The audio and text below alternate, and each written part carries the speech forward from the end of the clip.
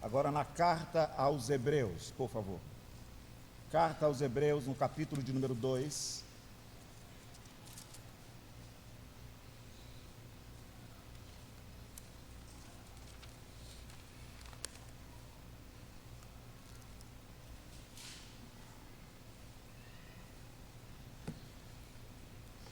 Carta aos Hebreus, no capítulo de número 2, façamos a leitura, ouçam e acompanhem nos versos de número 10, digo isso mesmo, até o 13. Portanto, aos Hebreus, capítulo 2, versos 10 a 13. Diz assim a palavra do Senhor nosso Deus em Hebreus 2, 10. Porque convinha que aquele por cuja causa e por quem todas as coisas existem, conduzindo muitos filhos à glória, aperfeiçoasse por meio de sofrimentos o autor da salvação deles. Pois tanto o que santifica como os que são santificados, todos vêm de um só. Por isso é que ele não se envergonha de lhe chamar irmãos, dizendo: a meus irmãos declararei o teu nome, cantar-te-ei louvores no meio da congregação. E outra vez, eu porei nele a minha confiança. E ainda, eis aqui estou, eu e os filhos que Deus me deu. Oremos mais uma vez. Senhor Deus, atendendo, ó Deus, ao teu chamado, vimos nós e os nossos filhos, aqueles que o Senhor nos deu, nossas esposas preciosas, e tendo vindo, ó Deus, e atendido ao teu chamado, louvamos, exaltamos, lemos as Escrituras e fizemos confissões necessárias de pecado. Agora, Pai Santo, nos colocamos em silêncio para ouvir o teu Filho falar. Fala-nos através da tua palavra, Pai, como já oramos, e que Cristo seja visto, crido, que Cristo seja glorificado. Seja com o nosso pastor, naquela missão tão maravilhosa de também proclamar a tua palavra, ali naquela igreja irmã, co-irmã nossa, naquele estado. Abençoa tudo que já foi feito ali, desde a pregação de ontem, como o Senhor já fez ele fazer, permitiu, e na escola bíblica, e ainda hoje, que também a semeadura da tua palavra, como ele sempre faz, e como nós fazemos aqui, seja para a glória do teu Filho. Assim nós oramos com humildade, em nome do Senhor Jesus. Amém, Pai. Irmãos amados, queridos amigos, como nós sabemos, a carta aos Hebreus é emblemática no aspecto que eu quero destacar, de maneira figurada. Esta carta, de todas as cartas, ela é emblemática na questão do rosto, embora quase todas as cartas o sejam. Na questão do rosto do seu escritor. É uma carta que não traz, que não descreve nem o nome de quem a escreveu. Este aspecto emblemático, ele não diminui em nada esse tom magistral. Nós estamos diante de uma carta que é uma pregação. Cada pedaço, cada versículo, cada capítulo, cada seção do livro de Hebreus é uma pregação perfeita da glória de Cristo. Uma carta com um tom pastoral, estruturada numa abordagem trinitária. Um judeu convertido ao cristianismo. Os judeus tendem a se afastar do cristianismo por considerarem que eles não conseguem digerir a doutrina maravilhosa da Trindade. Algumas pessoas também chegam a dizer que o nome Trindade, não aparecendo nas Escrituras, dificultam ali para elas crerem nessa tão sublime, tão maravilhosa doutrina e verdade sobre o Deus eterno, Senhor Deus das Escrituras, que é o aspecto do seu ser, da sua ontologia em três pessoas. Aqui nós temos um autor judeu, convertido, conhecedor do Antigo Testamento, estrutura uma carta pastoral e não se atreve, portanto, a pastorear a igreja de Deus, a igreja de Cristo aos seus cuidados, que não seja exatamente pela estrutura trinitária.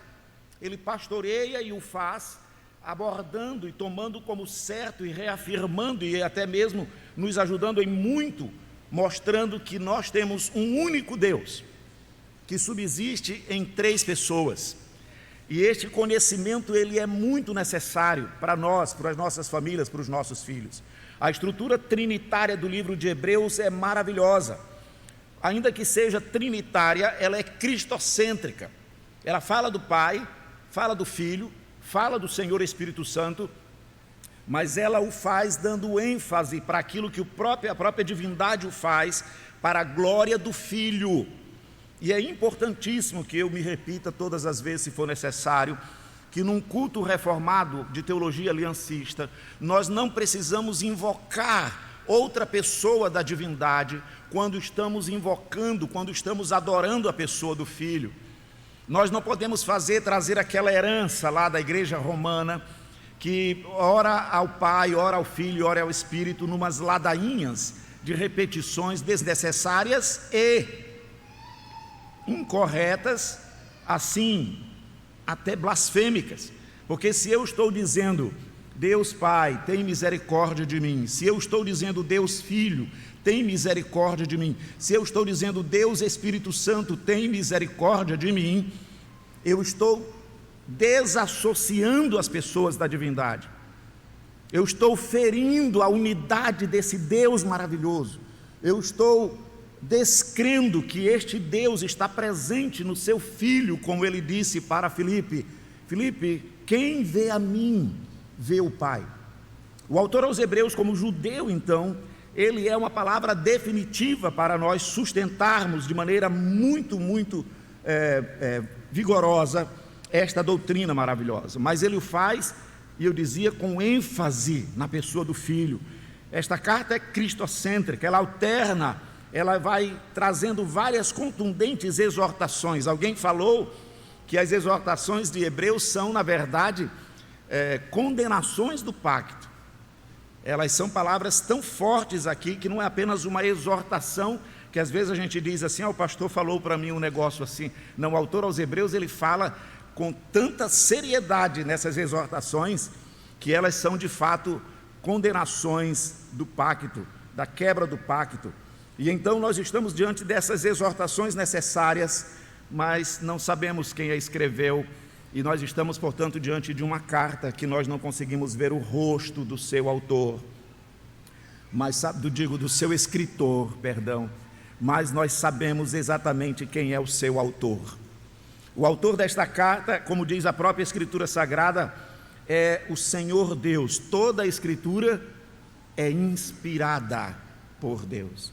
O autor desta carta, como dizem as Escrituras, nunca, jamais, de nenhuma maneira, nenhuma profecia das Escrituras foi dada por vontade humana.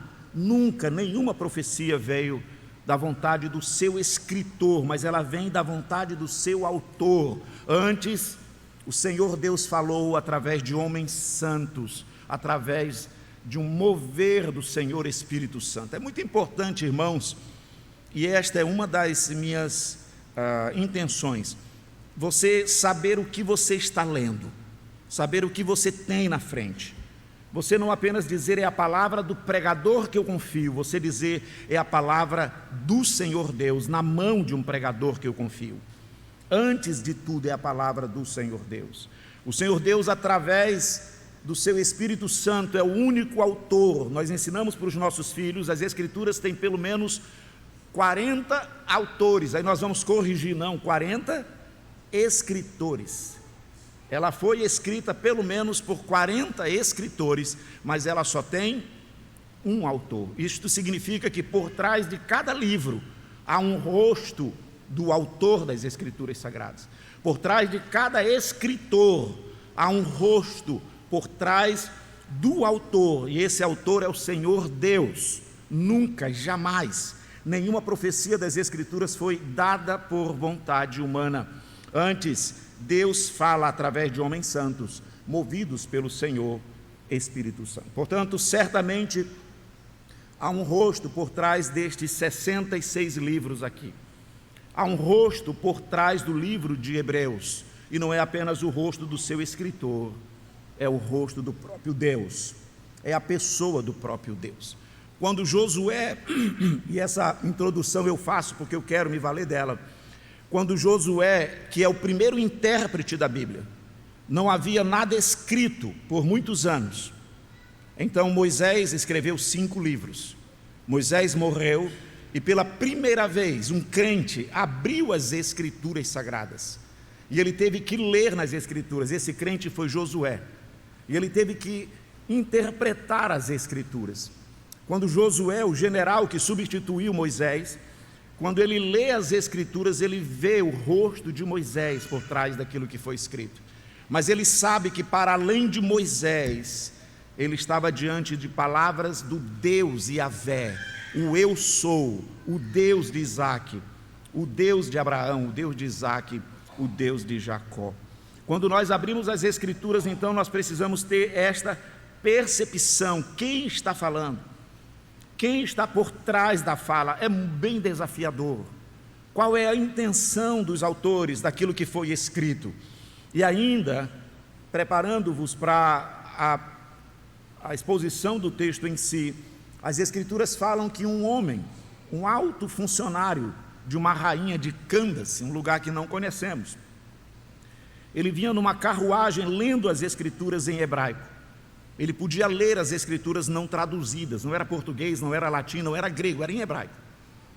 E ele estava lendo o profeta Isaías, aquele intérprete, aquele leitor-intérprete na sua carruagem, lendo o profeta Isaías, especificamente o capítulo 61 do livro de Isaías. E então ali ele precisava de auxílio. O Senhor Deus trouxe Filipe, e ali o Filipe corre atrás da carruagem e diz para ele: entendes o que lês? Que pergunta maravilhosa. E ele diz: como que eu vou entender se não houver quem me explique? Como isso reflete o nosso momento, os dons que o Senhor Deus deu para a igreja. E aí então, quando Filipe sobe na carruagem, este eunuco faz algumas perguntas. Ele diz: a quem se refere o profeta? Ele está procurando o rosto por trás da escrita. Ele percebe que o capítulo 53, eu falei 61, me corrijo, ele estava lendo o capítulo 53 de Isaías, e ele percebe que ali por trás daquelas falas havia alguém falando, e falando de quem? Quem estava falando? Como é importante nós sabermos isto. Quem fala, quem está falando, sobre quem se está falando. Filipe disse para ele, numa interpretação cristocêntrica: Deus Pai está falando do Filho em Isaías 53. Ele está falando através do profeta do seu Filho. Ele verá o fruto do penoso trabalho da sua alma. Tem a ver com Cristo. As Escrituras dizem em Atos 8, 32, 34, que Filipe interpretou para ele o rosto atrás da fala. É muito importante isso. E por que eu faço esses destaques repetidos do rosto por trás do livro, do rosto por trás do escritor, do rosto por trás da fala? Porque o autor aos Hebreus, ele fez um serviço maravilhoso para nós que lemos a Bíblia toda. Ele está elucidando para nós alguns textos do Antigo Testamento que são difíceis de serem lidos, e ele está mostrando que nestes textos quem está por trás, por vezes é o pai falando do filho, por vezes é o filho falando e respondendo para o pai, por vezes é o próprio Senhor Espírito Santo confirmando, endossando a fala do filho. E para a pregação de hoje à noite isso será muitíssimo importante.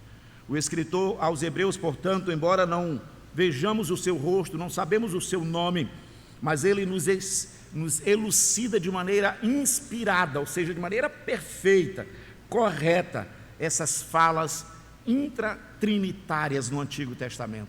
Ele não apenas fala que existe a Trindade, ele coloca falas dos salmos, dos profetas, da lei de Moisés, na boca das pessoas, Pai, Filho e Espírito Santo. É em Hebreus que nós vemos então um método, e aí Converse melhor com seus filhos que estão anotando e percebendo a pregação nesse termo que eu vou usar. Ele usa um método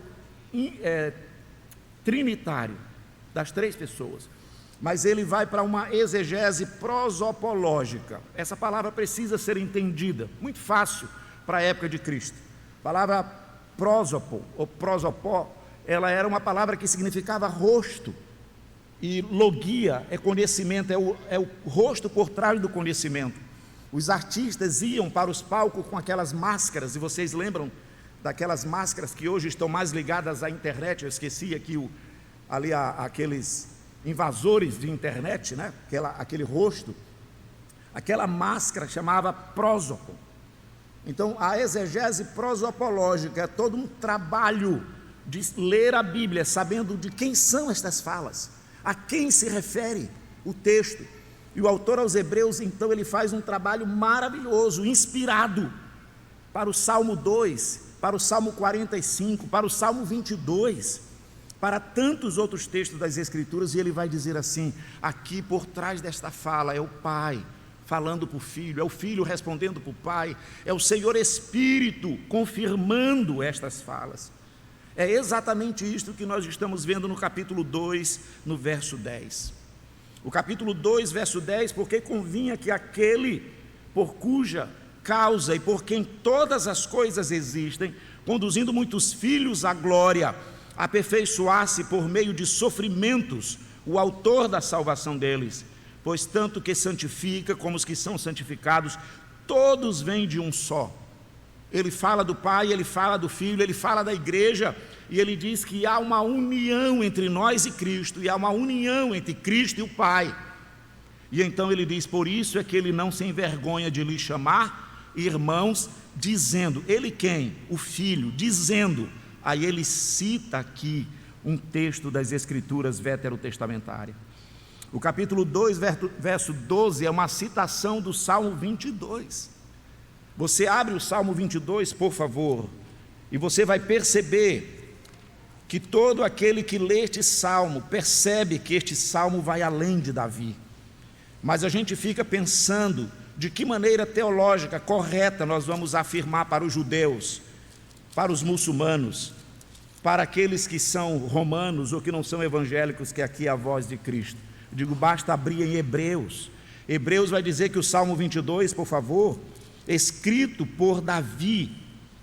O Salmo 22 começa dizendo: Deus meu, por que me desamparaste? Ele remete não apenas ao que Cristo falou na cruz, mas a partir do verso 22, o salmista diz: a meus irmãos declararei o teu nome, cantar-te-ei louvores no meio da congregação. Esta fala é mais do que a fala do rei Davi. O autor aos Hebreus está fazendo a exegese prosopológica. Ele está dizendo qual é o rosto por trás da fala. E ele diz que o rosto por trás da fala do Salmo 22, verso 22, é o rosto do Filho respondendo ao Pai.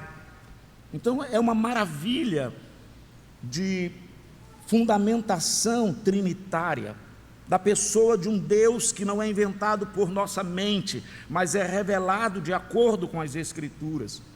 Essa exegese, ela vai estar presente em vários momentos da carta de Hebreus, mas especialmente nas falas do Pai, nas falas do Filho e nas falas do Senhor Espírito Santo. No capítulo 1 de Hebreus, por favor,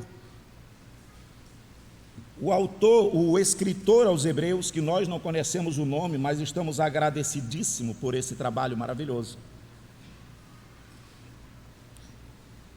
ele introduz aqui o Pai falando do Filho. Nós temos no livro, na carta aos Hebreus, 2 momentos de fala entre o Pai, o Filho e o Espírito.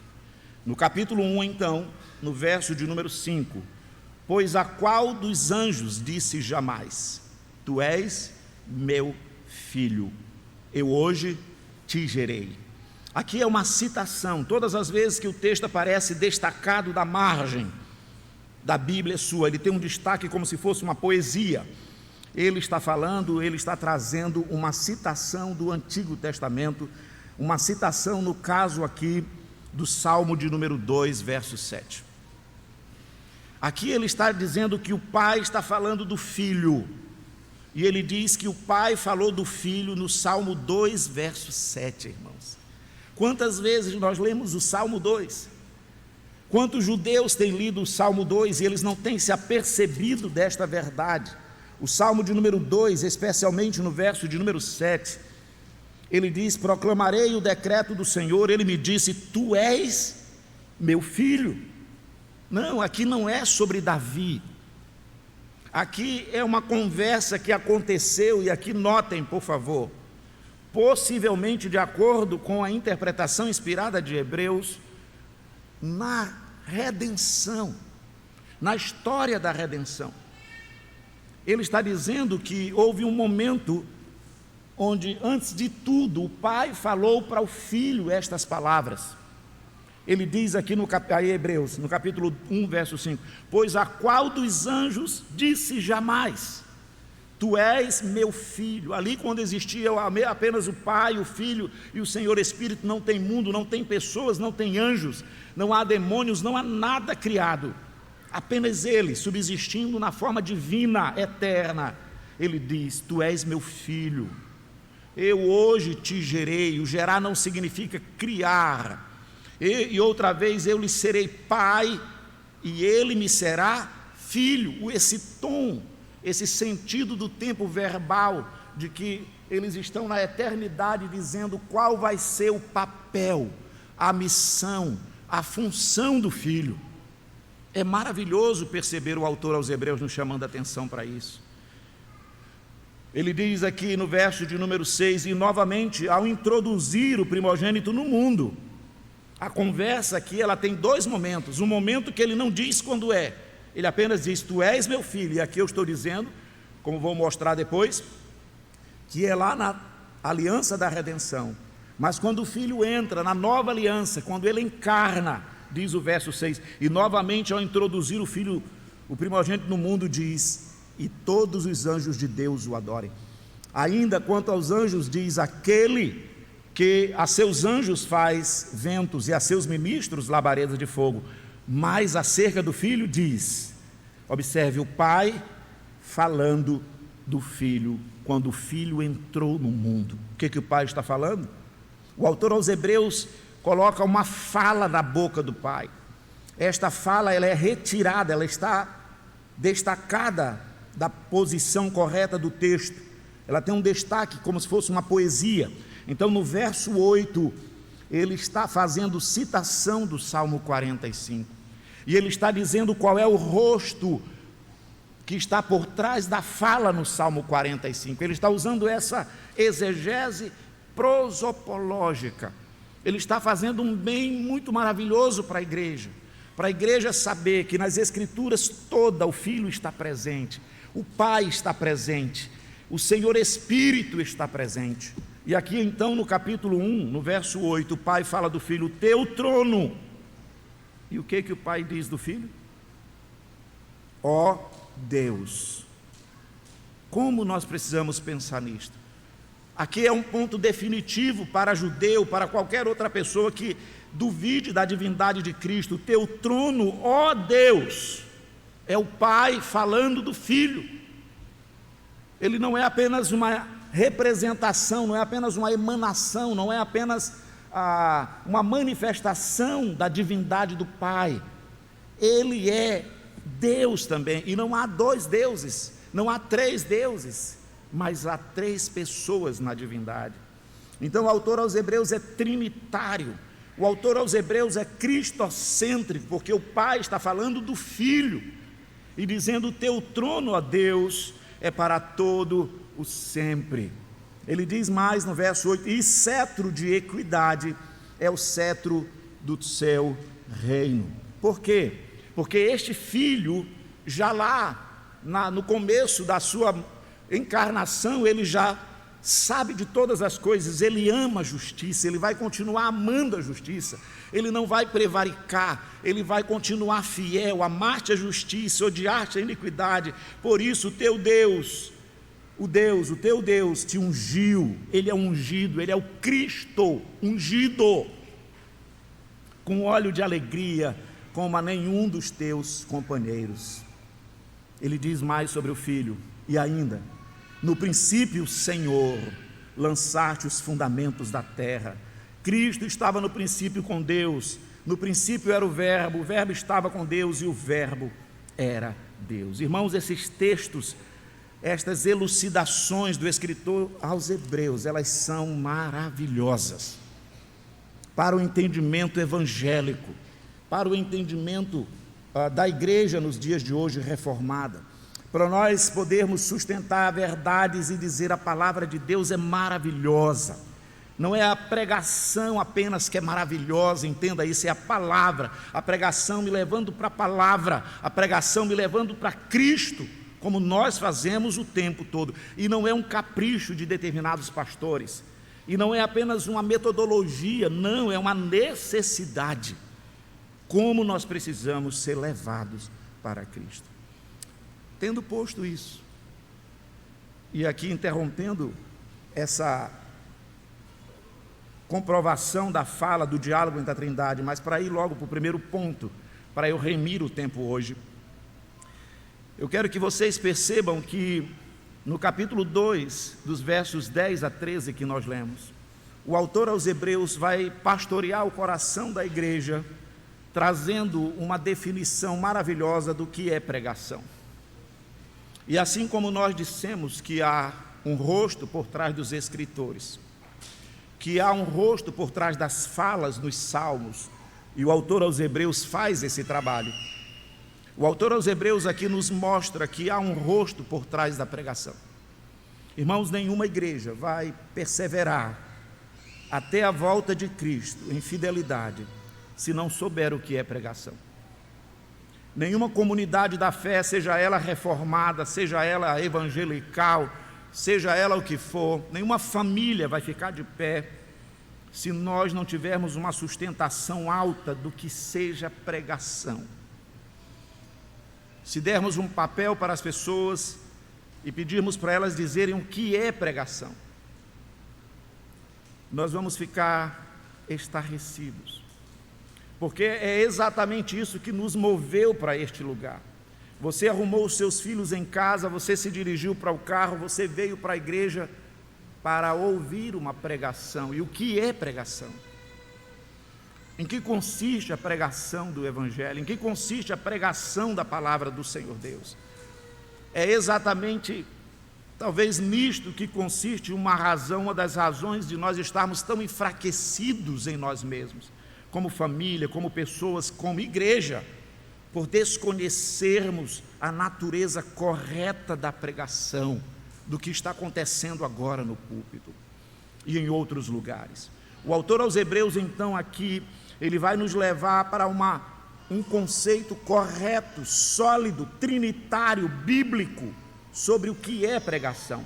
E ele vai dizer aqui que a pregação é a voz de Cristo, por trás da voz do pregador fiel, no meio da igreja. Nós estamos perto desse conceito.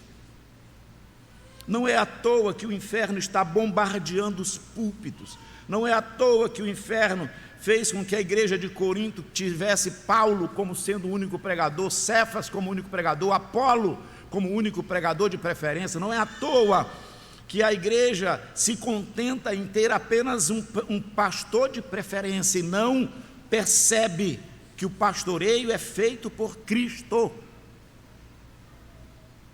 E não se apercebe que pregação não é apenas a voz de Cristo, a voz do pregador. Quando ela é a pregação das Escrituras, ela é a voz de Cristo. É o rosto de Cristo por trás do rosto do pregador. Aquilo que John Flavel disse, é a voz por trás da voz. Há uma voz por trás da voz. E, portanto, nós não vamos poder responder a isto de quaisquer maneiras. Nós vamos ter que responder isso da maneira correta. Por isso, em primeiro lugar, olhando para o capítulo 2 aos Hebreus, tendo feito as considerações da metodologia trinitária, da exegese prosopológica, desse bem maravilhoso que o autor exegeta aos Hebreus, que não diz o nome, nos faz, explicando vários textos difíceis do Antigo Testamento, e ainda já adiantando que o que ele trata nos versos 10 a 13 é sobre a natureza da pregação. Eu quero, em primeiro lugar, dizer inicialmente, na exegese do texto, que nós estamos diante de uma necessidade que o autor aos Hebreus destaca, ou seja, uma centralidade canônica de Cristo em toda a carta. Toda a pregação, ela precisa estar em Cristo. Todo pregador precisa estar comprometido com Cristo. E o autor aos Hebreus, ainda que essa carta seja chamada de aconselhadora, de uma carta de aconselhamento, de uma exortação, ele o faz a partir da pessoa de Cristo. No capítulo 2, verso 10, para percebermos essa centralidade canônica em toda a carta, e eu vou explicar, ele está nos dizendo: Cristo é o autor da salvação. Toda pregação precisa partir disto. Não existe salvação fora de Cristo, porque convinha que aquele por cuja causa, verso 10, e por quem todas as coisas existem, ele é o criador de todas as coisas, e ele é o autor da salvação. Através dele, o Senhor Deus Pai nos aperfeiçoa. Então ele diz assim: conduzindo muitos filhos à glória, aperfeiçoar-se por meio de sofrimentos, o autor da salvação deles. Então não pode haver pregação bíblica sem que essa centralidade canônica, cada texto, aonde eu ler, aonde eu abrir as Escrituras, ela seja a pessoa do Filho, ela não seja a pessoa do Filho. Nós não podemos nem mesmo pegar o texto de João Batista, pregar o texto de João Batista no sentido biográfico, e ali exaltar as qualidades de João Batista, e mesmo terminar dizendo como nós precisamos ser igual a João Batista. João Batista, conquanto tenha agradado ao Senhor Deus, mas as Escrituras, elas precisam de maneira muito clara em cada texto, falar da pessoa de Cristo. Não há necessidade de nenhum pregador no dia da SAF, no dia do aniversário da SAF, procurar um texto que fale de mulheres. Não há essa necessidade, irmãos. Não há necessidade de um pregador, quando vai falar para adolescente, procurar um texto de adolescente nas Escrituras, porque as Escrituras toda, ela serve para nós. E as Escrituras todas, ela não está centralizada na etariedade, ela não está centralizada na faixa etária, ela não está centralizada no aspecto social. Nós vamos falar para que classe, universitários, não universitários, gente formada, não formada. Aqui não existe isso. As Escrituras, ela fala de Cristo, e ela nos coloca na mesma posição. É Cristo que vai ser exaltado, e a partir de Cristo, o homem, a mulher, a criança, o adolescente, o jovem, o idoso, todas as pessoas. Não há texto da terceira idade nas Escrituras, há texto para todos nós nas Escrituras Sagradas.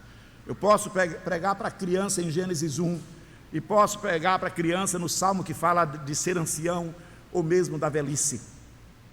Tudo é feito para eles, porque tudo provém e deve nos levar para Cristo. Por isso ele começa fazendo essa asseveração antes de dizer o que é a pregação. Cristo é o autor da salvação, e vocês e nós precisamos partir disto.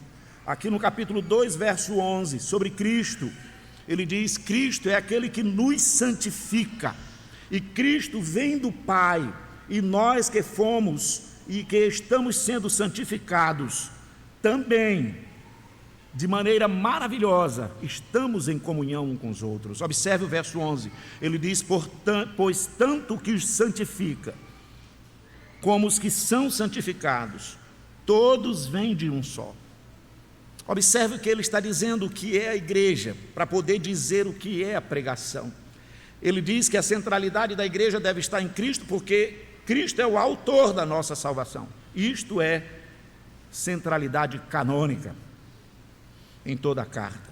E agora ele está dizendo que Cristo está unido ao Pai, e que a igreja está unida a Cristo, e portanto a igreja de Cristo está unida entre si. Ou seja, isso aqui não é um clube, isso não é uma reunião de afinidades, isso aqui não é uma reunião de inclusão, isso aqui é uma unidade, é um corpo, é uma comunhão.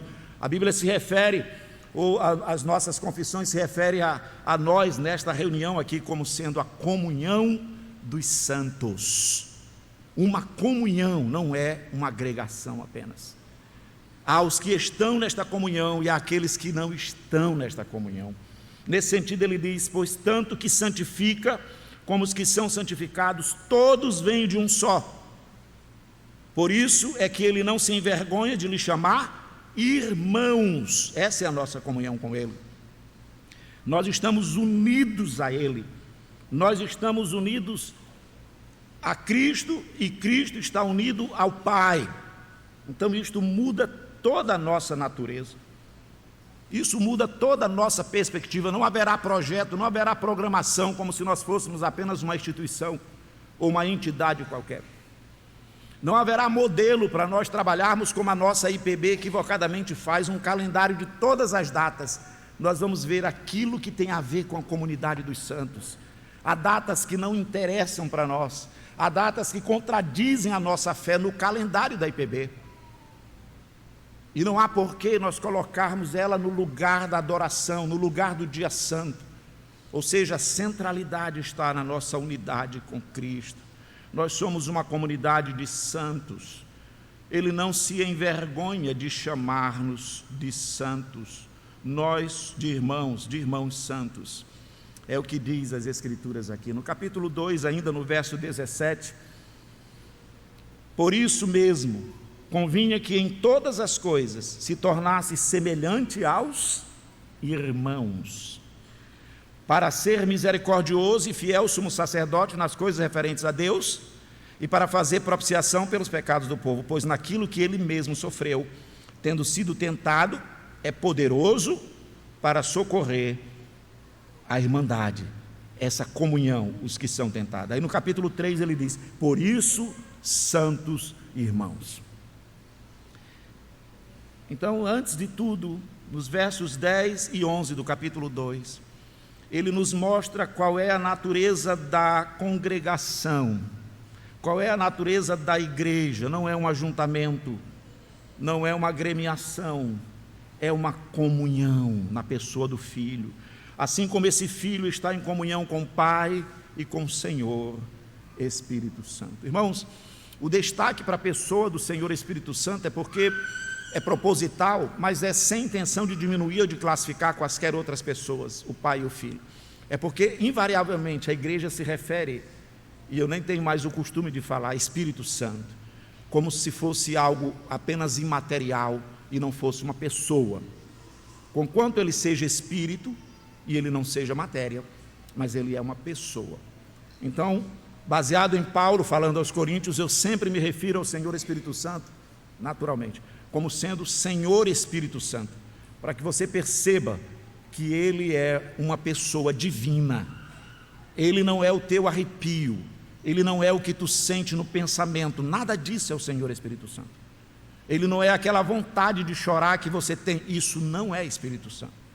O Espírito Santo é uma pessoa divina, e ele está diretamente ligado à verdade, às Escrituras Sagradas. Então ele age através da verdade. Então mesmo o arrepio que você tem no cântico, quando você vai orar, a vontade de chorar, você diz, eu estava movido pelo Espírito Santo. Não necessariamente.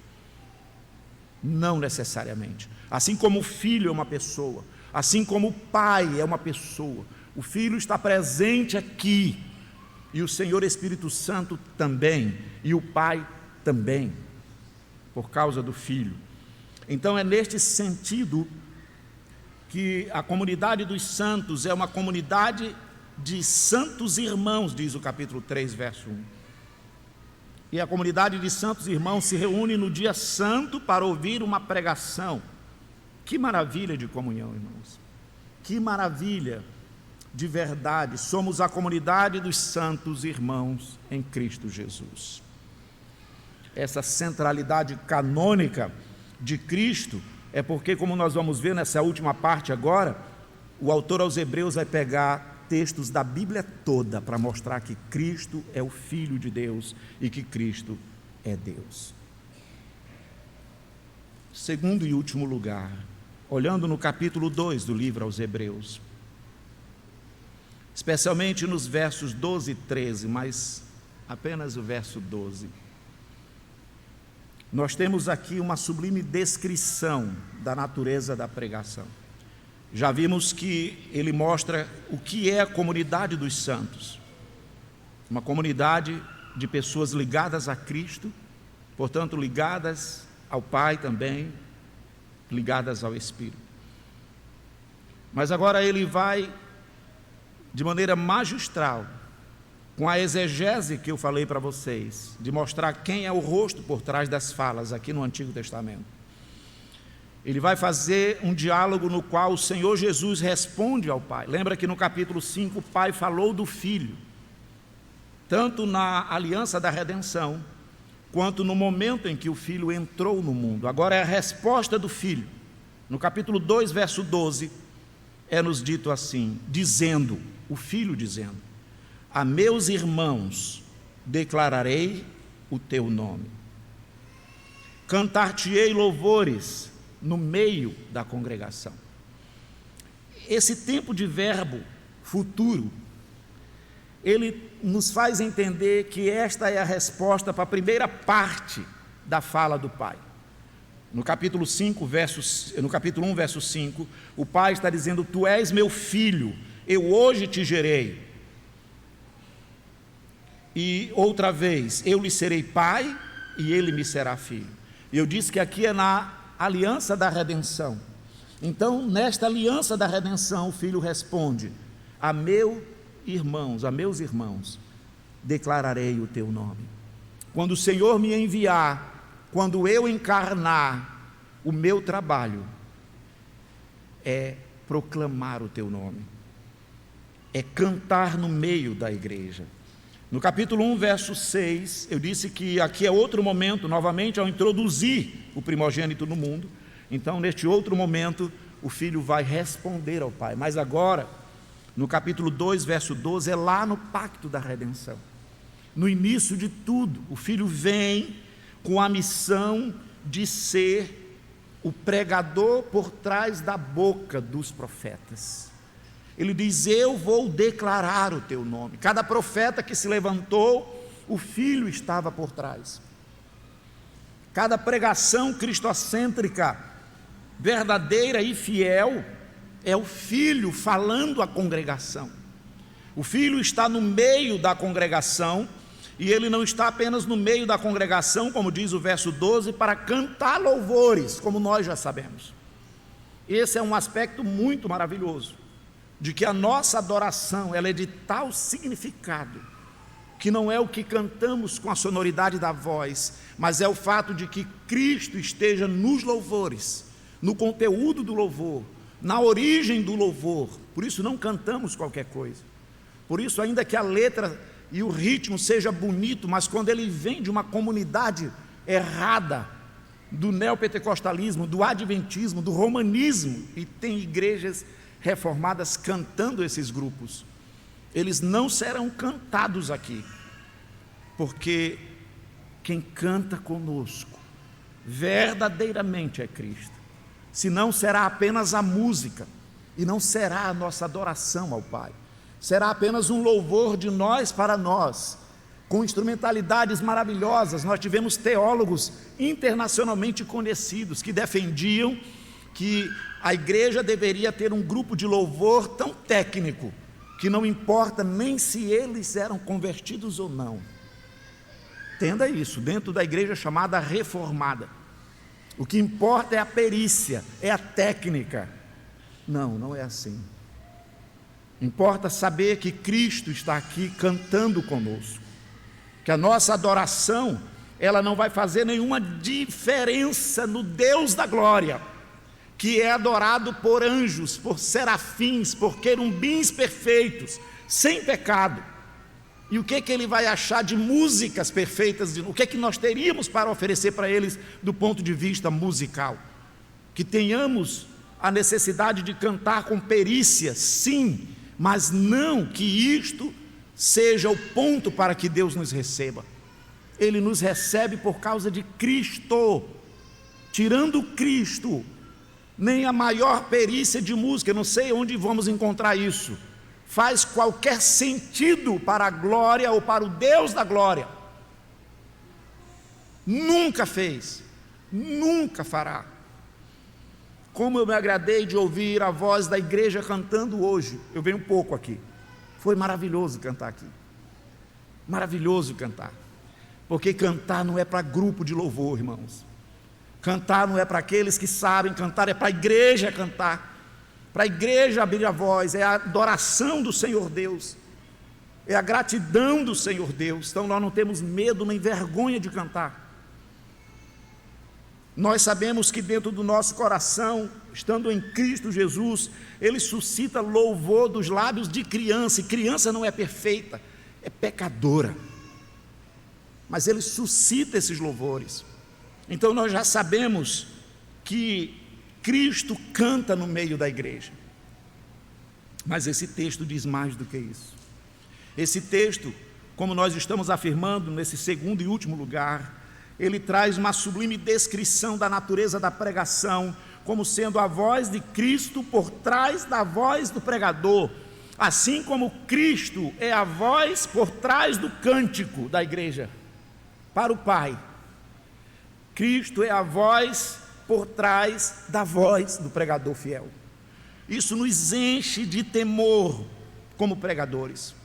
Mas isso nos enche de tranquilidade, de júbilo, de alegria, de confiança, de que não é o nosso poder de oratória, que não é a nossa inteligência, mas por isso as Escrituras vão dizer: o que se requer dos despenseiros, daquele que trabalha com a palavra, não é que ele seja eloquente, poderoso, é que ele seja fiel. O termo está no superlativo, e o superlativo da palavra fiel, do adjetivo, é fidelíssimo. O que se requer é que ele seja fidelíssimo. E se vir aqui, com todo cuidado eu vou dizer isso, alguém que articula ruim as palavras, alguém que pelo cansaço, pela idade, sabe-se por alguma razão, não consegue trazer a eloquência das falas sequenciais, da lógica, mas ele estiver falando com fidelidade às Escrituras, Cristo está falando por trás dele. Embora a igreja tenha a obrigação de ter no púlpito pastores consagrados, e esses pastores devem pregar na igreja, mas Cristo fala pela fidelidade das Escrituras. Entenda isso. Pregação é Cristo falando pelas Escrituras. O meu coração ainda está cheio de brasas da palavra do Senhor Deus de sexta-feira, por ouvir o colega Hermes pregando aqui, por falar de missões centralizada em Cristo, por não acrescentar nada à palavra, por dizer as verdades de que nós fomos comissionados pela autoridade de Cristo. Missões é isso. O trabalho da igreja é isso. De que temos uma missão a ser cumprida, fazer discípulos, mas esse Cristo garantiu que estaria conosco. Que equação maravilhosa. Que centralidade de Cristo é esta para missões. Não é eu ir fazer o meu trabalho, da minha força, choramingando se tem dinheiro, se não tem, sofrendo pelas consequências das pessoas que aceitam, que não aceitam, dos que rejeitam, dos que não rejeitam. Há uma simplicidade nessa equação, é na autoridade do Filho. Toda a autoridade me foi dada, não foi isso que ouvimos? Quem falou no púlpito não foi o pastor Juscelino, foi outro pastor. Não teve fidelidade? Então foi Cristo. Quem conversou conosco na última quarta-feira, na oração, quando o texto das Escrituras foi aberto e um presbítero se levantou para com todo cuidado, como é comum a esta igreja, de todos os presbíteros, falar pouco, mas falar o que é certo, com menos oratória, me permitam, com menos oratória do que os profissionais da oratória, muitas vezes, mas eles abrem o texto e falam do texto. Quem está falando por trás do texto? É Cristo, meus irmãos. Cristo fala no meio da congregação. O dia do Senhor especialmente reservado para a exposição, e a igreja não pode ter medo de exposição, não pode desejar pouca exposição, deve desejar muita exposição, para que possamos compreender verdades sólidas. A natureza da pregação, o autor aos Hebreus, que nós não visualizamos o rosto, mas está por trás da escrita. Eu não estou inventando, eu estou dizendo o que ele escreveu. A minha fidelidade consiste em que eu estou fazendo um sermão a partir da intenção dele, mas por trás dele tem o Espírito de Deus, por trás dele é o Pai, por trás dele, como diz aqui, é o Filho falando à igreja, no capítulo 2, verso 12, a meus irmãos, isso é a igreja, declararei, pode ser dito, pregarei, proclamarei o teu nome, cantar-te-ei louvores no meio da congregação. Pai, irmãos, para que hoje eu preciso remir, o livro de Apocalipse, João teve uma visão da igreja, os 7 cartiçais, e João teve uma visão de alguém que caminhava no meio da igreja. Vejamos isso, por favor, não me contento de descrever com as minhas palavras. Em Apocalipse, no capítulo 1,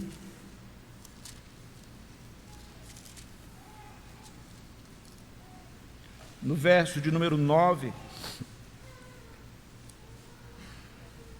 Apocalipse 1, 9, eu, João, irmão vosso e companheiro na tribulação, no reino, na perseverança, em Jesus, achei-me na ilha chamada Patmos. Por causa da palavra de Deus e do testemunho de Jesus, achei-me em espírito, é trinitário isso aqui, no dia do Senhor, e ouvi por detrás de mim grande voz como de trombeta, dizendo, o que vês, escreve. Esse é o rosto por trás do Apocalipse. E manda às 7 igrejas, Éfeso, Esmirna, Pérgamo, Tiatira, Sardes, Filadélfia e Laodiceia. Voltei-me para ver quem falava comigo, e voltado vi 7 candeeiros de ouro. 7 candeeiros de ouro. E no meio dos candeeiros de ouro, um semelhante ao Filho do Homem, no meio, com vestes talares e cingido à altura do peito, com uma cinta de couro. Por que João precisava ver isso no final da vida dele? Um pregador fiel, no exílio, agora é consolado pela visão daquilo que o autor aos Hebreus está nos dizendo. A sua cabeça e cabelos eram brancos como a neve, como a alva lã, como a neve, como os olhos como chama de fogo, os pés semelhantes ao bronze polido, como que refinado numa fornalha, a voz como voz de muitas águas. Tinha na mão direita 7 estrelas, e da boca saía-lhe uma afiada espada de 2 gumes. O seu rosto brilhava como o sol na sua força. João viu um culto, as igrejas reunidas, e ele viu que não era o maior pregador no meio deles, e ele viu que não é ele que é o último apóstolo que vai andar e ter a primazia no meio deles. Verso 17, quando vi, caí a seus pés como morto, porém ele pôs sobre mim a mão direita, dizendo, não temas, eu sou o primeiro e o último, aquele que vive. Estive morto, mas eis que estou vivo pelos séculos dos séculos, e tenho as chaves da morte e do inferno. Escreve, pois, as coisas que vistes, e as que são, e as que hão de acontecer depois destas. Quanto ao mistério, aqui está, irmãos, quanto ao mistério das 7 estrelas que vistes na minha mão direita, e aos 7 candeeiros de ouro, as 7 estrelas são os anjos das 7 igrejas, são os pastores, mas eles não são a estrela que brilha mais, e os 7 candeeiros são as 7 igrejas, mas é Cristo que está no meio da igreja. É Ele que fala no meio das estrelas e dos candeeiros. Ele, diz o autor aos Hebreus no capítulo 2, finalizando, é o que fala por trás, é a voz por trás da voz dos pregadores fiéis. É por isso que é tão maravilhoso, irmãos, quando eu não estou pregando, se eu posso vir e sentar aqui e ouvir o nosso pastor, olhando para ele com todo o carinho, com tudo que eu tenho de admiração, de agradecimento, mas saber que com a fidelidade que ele trata as Escrituras, eu estou ouvindo Cristo falando. Como foi maravilhoso sentar, ouvir o meu colega Hermes falando das Escrituras, de missões, e dizer: Cristo está falando conosco. Você tem essa compreensão? Você entende que esse conceito ele deriva da união trinitária? O Filho está unido ao Pai, nós estamos unidos ao Filho, nós somos não uma confraria, nós somos uma comunhão de santos. E aí o Pai fala conosco. É tão maravilhoso você perceber isso. E eu, antes de ir para as aplicações, vou apenas terminar para mostrar a estrutura trinitária, porque é bem fácil. O Pai falou para o Filho no capítulo 1, verso 5. O Filho está respondendo no capítulo 2, verso 12. A meus irmãos declararei o teu nome. E no capítulo 3, verso 7, o Senhor Espírito está confirmando a fala do Pai e a fala do Filho. Portanto, o autor aos Hebreus, ele bota um diálogo intratrinitário, cristocêntrico, na pessoa de Cristo a centralização. Capítulo 3, verso 7. Assim, pois, como diz o Espírito Santo, Deus Pai, Deus Filho, Deus Espírito. O Pai falou do Filho, o Filho respondeu para o Pai, e agora o Senhor Espírito Santo diz no verso 7, e o que ele diz? Ele fala de si mesmo, ele traz uma revelação para eu me sentir melhor no meio dos irmãos, para eu ser maior do que os meus irmãos. Ele diz: hoje, se ouvirdes a sua voz. Que voz? A voz do Filho no meio da congregação. Qual é o maior interesse do Senhor Espírito Santo na igreja? Que você sinta arrepios, que você se emocione, que você ouça a voz do Filho. É esse o entendimento dos seus filhos. Quando eles vêm para a igreja, eles vêm aqui sabendo que é diferente de ir para a escola, sabendo que é diferente de ir para o médico, totalmente diferente. Se você tiver um encontro com ele, com o governador, você vai fazer várias orientações para ele. É na casa do governador, não é assim, irmãos? É lá com o governador, nós vamos sentar com o governador. Como é que você vai ficar, meu filho? Não. Como é que você vai sentar, meu filho? Você diz isso para ele? Nós vamos ouvir Cristo, meu filho. Lá o centro não é você. Você não vai ficar à vontade lá, meu filho. Nós vamos, diz o Espírito Santo. Hoje, se ouvirdes a sua voz, não endureçais o vosso coração, como foi na provocação, no dia da tentação no deserto, onde os vossos pais me tentaram, pondo-me à prova, e viram as minhas obras por 40 anos. Por isso me indignei com aquela geração, porque ouviram e não fizeram conta, e não consideraram como palavra de Deus. Estes sempre erram no coração, eles também não conhecem os meus caminhos. Há outro momento aqui, quando ele vai falar de novo: Pai, Filho e Espírito. É uma carta trinitária, canonicamente centralizada em Cristo, porque cada fala do Pai, cada fala do Filho, cada fala do Espírito é retirada do Antigo Testamento, em vários textos, que ele mostra qual é o rosto que está por trás.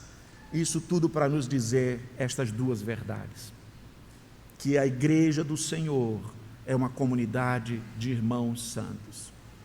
Estamos unidos com o Filho, estamos unidos, portanto, ao Pai e ao Filho e ao Senhor Espírito. Que a pregação fiel, e eu não estou falando de qualquer pregação, a exposição fiel da palavra, é a voz de Cristo por trás da voz do pregador. E é assim que a igreja se alimenta, é assim que a igreja é fortalecida, é assim que a igreja se prepara para ir viver para a glória do Senhor. Depois que ela ouviu não o pregador, ela ouviu Cristo. Por isso que ela precisa ouvir numa igreja, e não numa TV, e não num rádio qualquer. Ela precisa ouvir vendo, sabendo quem são esses pregadores, fiéis não apenas na exposição, mas fiéis na família, na vida, fiéis no ministério. Nós precisamos conhecer a vida dos pregadores. Pelo que, tendo dito isto, de maneira muito abreviada, quero partir para algumas aplicações necessárias. Certamente há um rosto de Cristo por trás de toda a fala profética. Não é isso que diz o autor aos Hebreus no começo? Deus nos falou de muitas maneiras. Aos pais, pelos profetas. Nos últimos dias, Ele nos fala por meio do Filho. Mas e os pregadores? Por meio dos filhos, do Filho. Ele nos fala. Sendo esta a minha primeira aplicação, no sentido de que o nosso dever, depois de ouvirmos, sabermos, recebermos como palavra de Deus o que está sendo ensinado, é de considerar no mais alto grau a nossa comunhão. Irmãos amados da primeira igreja, não despreze a comunhão desta igreja. Esta, se for possível, deve ser a presença do auditório de quarta-feira. Deve ser, se for possível, se não houver impedimento desnecessário, digo, não justificável, esta deve ser a presença da igreja na escola bíblica. Não menosprezemos, porque Cristo fala no meio da igreja. Ao contrário do que você quer, de que você vai ter o Senhor Espírito Santo falando contigo lá na rua, não. Você vai ter as Escrituras para ler, e você vai precisar desta comunhão, e quarta-feira Cristo está aqui, preparando o seu coração para orar, com mensagens pequenas. Na escola bíblica Ele está aqui, ensinando, trazendo ensinamentos. Não desprezemos a comunhão da igreja. Todos nós precisamos da comunhão da igreja. Coloquemos esta comunhão acima de mais coisas, de compromissos, de atividades, até que nos seja impossível transferir. Aí tudo bem, mas enquanto não for nesta condição, estejamos unidos na comunhão, como santos irmãos, num local onde chama congregação, e Cristo fala conosco. É isto que o autor aos Hebreus nos diz, quando no capítulo 10, aí no verso 24, ele diz, um texto muito conhecido, é o 25, mas ele diz no verso 24, consideremo-nos também uns aos outros, para nos estimularmos ao amor e às boas obras. É nosso dever, portanto, nos preparar nossos filhos no mais alto grau desta solenidade, nos dias do Senhor, nas outras reuniões de EBD, de oração, não criarmos cultura de desprezo da comunhão. Fiquei muito feliz de ver a conferência de missões com boa parte da igreja, mas faltou muita gente. Fiquei muito feliz de saber que uma reunião de homens reuniu 45 homens na casa de um presbítero. Para o quê? Para ouvir o presbítero? Para ouvir Cristo falando no meio da congregação. Mas não são só 45 irmãos de homens. E que este número aumente mais e mais. Mais e mais. Por quê? Porque nós temos um entendimento bíblico de comunhão e temos um entendimento bíblico de quem fala quando há fidelidade no meio da congregação. Nossos filhos, desde a mais tenra idade, devem saber então que estão vindo para ouvir Cristo. O pai está ouvindo Cristo, ele está ouvindo Cristo, o idoso está ouvindo Cristo, todo mundo está ouvindo Cristo na igreja. Cristo está falando. Não é isso que diz Abacuque 3:20, vocês lembram, mais antigos? O Senhor, porém, está no seu santo templo. Cale-se diante dele toda a terra. É o que o autor aos Hebreus está dizendo. Em segundo lugar, uma aplicação no que se refere à própria pregação da palavra. Devemos ter na mais alta conta também, além da comunhão, a própria pregação fiel das Escrituras, como sendo a própria voz, a voz por trás da voz, Cristo falando no meio da congregação. Isso nos remete ao que ouvimos sexta-feira: e eis que estou convosco todos os dias, até a consumação dos séculos. Mas especialmente quando as Escrituras são abertas, Ele não apenas está conosco com a sua presença, Ele está falando conosco, Ele está transmitindo a vontade do Pai. Eu vou declarar o teu nome, e Ele só aceita esse culto porque Cristo está aqui. Se Cristo não tivesse, esse culto não seria aceito, como nenhum culto judaico, muçulmano ou não cristão é aceito pelo Pai. É o que diz Isaías 1. E não adianta ter solenidade, porque o Isaías 1 diz: o Senhor odeia pecado misturado com solenidade. Não é a solenidade que faz Ele aceitar o culto, embora a solenidade seja requerida. É Cristo no meio, o louvor, Cristo no meio. O Senhor está no seu templo e Ele nos chama e nós respondemos para que Ele fale. Terceiro lugar, aplicando a respeito do conteúdo da pregação de Cristo, porque eu abreviei aqui a pregação. O capítulo 2, verso 11, ele não apenas diz, o 10 e o 11, que Cristo está no meio da igreja, mas diz no verso 13, o que ele fala, o conteúdo dele. Vocês vão ver isso em casa. Eu porei nele a minha confiança, e ainda eis aqui estou eu e os filhos que Deus me deu. Significando que o conteúdo da fala de Cristo é o próprio Cristo. Esse é algo maravilhoso para eu compreender. O Pai permite que o Filho venha para o meio da congregação falar da obra dele, falar à congregação da obra dele e falar para o Pai da obra dele. O que o Filho fala para o Pai o tempo todo, quando a congregação está reunida, e que o Pai, de maneira santa, poderia derramar o seu juízo aqui, todos nós seríamos consumidos.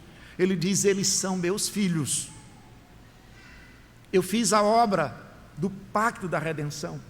O Filho fala para a igreja da obra que ele realizou. O Filho fala para o Pai da obra que ele realizou.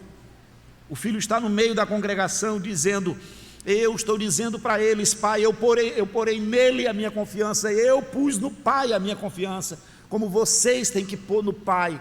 E o Pai então vai dizer: eu não vou derramar a ira, o meu Filho está ali. Vocês lembram do sangue nas portas, no Egito? O meu Filho está ali, o meu Filho está no meio dele, e aonde não tiver o sangue, vai morrer o primogênito do animal, do homem, do casal, seja de quem for, até da casa de Faraó, vai morrer o filho, se o meu Filho não estiver no meio. Então o conteúdo dessa pregação é Cristo falando dele para nós, e é Cristo falando dele para o Pai. Ele é o mediador perfeito, horizontal, no sentido da sua encarnação, e vertical. Por último, em quarto lugar, fazendo a aplicação do que ouvimos, o Pai nos abençoa e nos aceita apenas e tão somente por causa de Cristo. Saia daqui sabendo disso. A sua oração na igreja romana, em outros lugares, nos grupos de adoração que tem por aí, ela te leva, ela te linka com Deus, mas de verdade não linkam. Sacrifícios não linkam, holocaustos não me levam para Deus. Eu sou o caminho, disse Jesus, e a verdade e a vida. Então você veio aqui, fez uma oração, e eu preciso, como pregador fiel, dizer: ela não te coloca diante de Deus. Você veio aqui, cantou a música, nem que você bote a mão no peito e levante para cima, ela não te coloca diante do trono de Deus, como foi mentido para nós muitos anos aqui no Brasil. O louvor não te leva para a presença de Deus. Cristo e apenas Cristo. Se você não está em Cristo, você cantou, orou, se emocionou, gostou da pregação, como Herodes gostava de ouvir João Batista. Mas o teu lugar é fora do reino. É somente em Cristo que você, que eu, que a minha casa é aceita por Ele. Por isso que eu quero terminar fazendo menção de quando Davi mandou procurar um descendente de Saul. Permita-me terminar fazendo essa menção que eu ouvi de um pregador tão querido, falando para nós como pastores. Em 2 Samuel, no capítulo 9, e esse é o último texto mesmo. No capítulo 9, lembra que a aplicação é: só somos aceitos por causa de Cristo. Só somos aceitos por causa de Cristo. Em 2 Samuel, no capítulo 9, meus irmãos e amigos, Davi se referiu, perguntando aqui no capítulo 9, verso 2, se havia alguém para ele usar de bondade. Davi é o rei. 9, verso 1, disse Davi: resta ainda, porventura, alguém da casa de Saul? Irmão, Saul tentou matar Davi. Saul perseguiu Davi. E Davi quer usar de bondade para com a casa de Saul. Isso aqui é uma figura da nossa salvação. Para que eu use de bondade para com ele, por amor de Jonatas. Aqui está a resposta. Eu quero, e as crianças talvez não entendam isso, porque criança não sabe o que é bondade muitas vezes, e nós precisamos ensinar bondade para as crianças. Quando ela está comendo um biscoito, que ela gosta muito, nós precisamos ensiná-la a interromper o biscoito, didaticamente. Mas eu quero ele todo. Não, compartilhe ele por bondade. E por que ela precisa entender isso? Porque ela precisa entender que ela está viva por bondade, porque Deus olha para Cristo e por isso dá vida para ela, senão ela também seria consumida. Quando ela não quer repartir, ela não quer experimentar a bondade, ela precisa fazer a bondade. Meu filho, reparta por bondade, aprenda o que é bondade. Nós devemos aprender isso muito mais, porque o conceito é difícil de ser só falado, ele precisa ser vivido. Então aqui Davi quer uma pessoa para ele exercer a bondade por causa de Jonatas. Ele não conhece, mas eu quero. Quem é você? Você é parente de Jonatas, eu vou ser bom com você por causa de Jonatas, por causa do meu amor para com Jonatas. Então ele diz no verso 2: havia um servo na casa de Saul, cujo nome era Ziba. Chamaram-no que viesse a Davi, perguntou-lhe o nome. O rei: és tu Ziba? Respondeu: eu mesmo, teu servo. Disse-lhe o rei: não há ainda alguém na casa de Saul para que eu use eu de bondade de Deus para com ele? Que bondade é essa? É mais do que a bondade de Davi, é a bondade de Deus. Nossos filhos precisam exercer a bondade de Deus, mas ele não merece. Mas eu quero comer todo. Você vai exercer bondade de Deus. E aí então disse o verso 3: disse-lhe o rei: não há ainda alguém na casa de Saul para que eu use eu da bondade de Deus para com ele? Então Ziba respondeu ao rei: ainda há um filho de Jonatas, aleijado de ambos os pés. Esse é desprezado, não era nem contado, um aleijado. É a minha figura, é a nossa figura. E onde está? Perguntou-lhe o rei. Ziba lhe respondeu: está na casa de Mequi, está muito longe, aleijado, está muito longe, filho de Amiel, em Lodebar, é longe. Então mandou o rei Davi trazê-lo de Lodebar, da casa de Maquir, filho de Amiel, vindo Mefibosete, filho de Jonatas, filho de Saul, a Davi. Inclinou-se, prostrando-se com o rosto em terra. Esse desvalido, disse-lhe Davi: Mefibosete. Disse: eis aqui teu servo. Então lhe disse Davi: não temas, porque usarei de bondade para contigo. Por quem? Por amor de Jonatas, teu pai. E te restituirei todas as terras de Saul. Que presente, hein, irmãos? Aquele ser aleijado, distante, jogado lá para longe, vai receber toda a herança de um rei. Foi isso que ele fez conosco. É isso que ele olha para nós, é isso que ele nos vê aqui, é isso que ele vê nos nossos filhos, por causa do amor a Deus. por causa do amor a Cristo, então se inclinou e disse: quem é teu servo para teres olhado para um cão morto, tal como eu? Em último lugar, é isso. Somos esse cão morto, que por causa de Cristo, o Pai nos honra, nos abençoa, nos coloca como santos irmãos e fala para o Filho cantar e pregar no meio da nossa comunhão. Baixemos nossas frontes.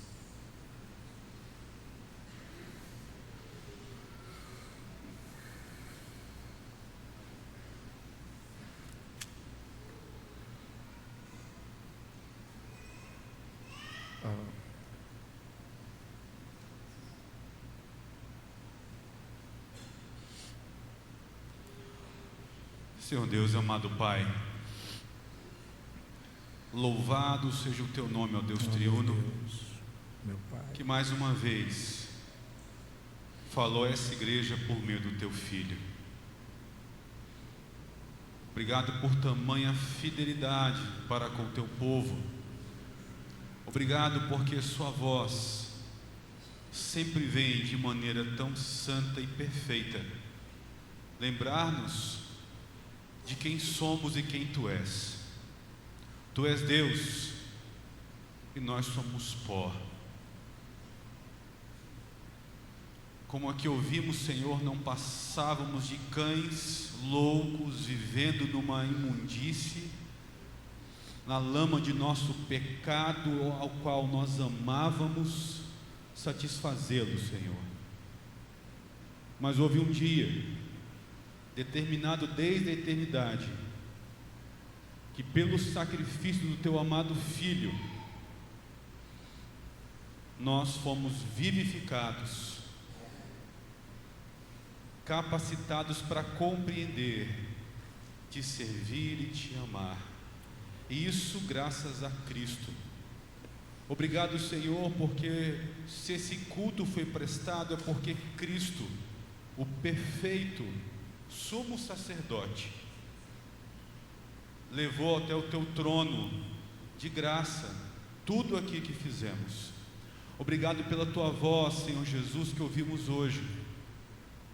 E o que faremos diante disso? A não ser Te pedir perdão, porque temos sim pecado, Senhor, contra Tu.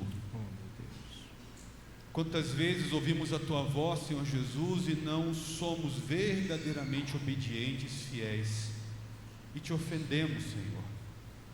Perdoa meu pecado, perdoa o nosso pecado de desobediência, de insolência. Agimos como loucos quando fazemos isso, mas clamamos a Ti, Senhor, Deus e Pai, pelos méritos de Cristo, Teu Filho amado. Leva-nos para mais uma semana para vivermos como ovelhas de Cristo, obedientes. Que essa obediência seja notada em nossos lares, nas nossas vocações, em todos os nossos relacionamentos, Senhor. Que Cristo seja verdadeiramente glorificado em tudo que nós fizermos. Que isso não seja, meu Pai, uma palavra vã, mas um compromisso, consciente de que precisamos da Tua graça. Sem Tua graça, Senhor Jesus, nada podemos fazer. Obrigado por tantas verdades ensinadas e relembradas hoje. Como ovelhas obedientes, clamamos, ajuda-nos, Senhor Jesus. Amém. Vai à nossa frente, guiando nossa mente, nosso coração, nos disciplinando quando errarmos. Obrigado porque se essa oração é aceita, porque Tu, próprio Deus, intercede por nós perante o Pai. Obrigado, Senhor Jesus, por tanta obediência, por uma obra perfeita, por tamanha fidelidade. Capacita-nos e envia-nos como servos, como filhos adotivos, pelos Teus méritos, filhos fiéis. Que haja temor e santo tremor em nossas vidas, e que até que o Senhor volte, Senhor da glória, para nos buscar como a Tua noiva, sejamos encontrados obedientes, em constante arrependimento, clamando sempre pela Tua graça. É o que nós pedimos como igreja e Te louvamos, engrandecemos o Teu nome. Obrigado, em nome de Jesus, amém. Amém. E agora, irmãos, que a graça do nosso Senhor e Salvador Jesus Cristo, que canta e prega no meio da igreja, que o amor de Deus Pai e que as misericórdias e as consolações do Senhor Espírito Santo repousem sobre nós e sobre todo o povo de Deus, agora e para sempre. Amém, Senhor.